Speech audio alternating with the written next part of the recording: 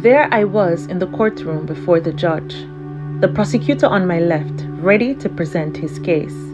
He began by listing all the crimes that I had committed, with all the supporting evidence.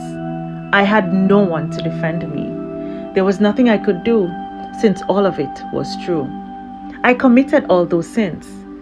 It didn't make any sense for me to try to defend myself. The prosecutor smiled as he looked across and saw my expression. He could see that with every word that was spoken, I became more and more bewildered. Like a mouse, trapped. There was nowhere to run, nowhere to hide. I was exposed. Myself I couldn't compose. Yes, I did all of those. I constantly sinned against the Almighty. I've lied, cheated, stolen, and placed idols before Him. I've put Him on the back burner and rejected Him, time after time. Every word the prosecutor uttered covered me in shame. I was a disgrace and deserved to be punished. So I hung my head, feeling remorseful. He persisted, even though there was no need to go on. The things he already listed were enough to condemn me to death. But he was enjoying the torture. One by one, he laid out the evidence. I could see the smirk on his face. I could feel the satisfaction oozing from him. He knew I was cornered and there was no way out. As he sensed the hopelessness that consumed me, it motivated him more.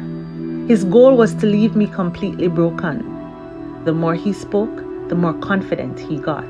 Up to this point, I still hadn't spoken up. Before he could lay out all my sins, the judge was ready with the verdict. He grabbed the gavel and was about to pronounce his sentence. I knew death would be the penalty for my action. Before he could finish, I heard a voice. Jesus Christ, here for the defense. The court went silent. The judge asked for him to repeat. He stated that he had already set me free. He died on the cross and was pierced for me. The prosecutor tried to persist by listing things individually, but with everything listed, Jesus responded, "It's already paid for."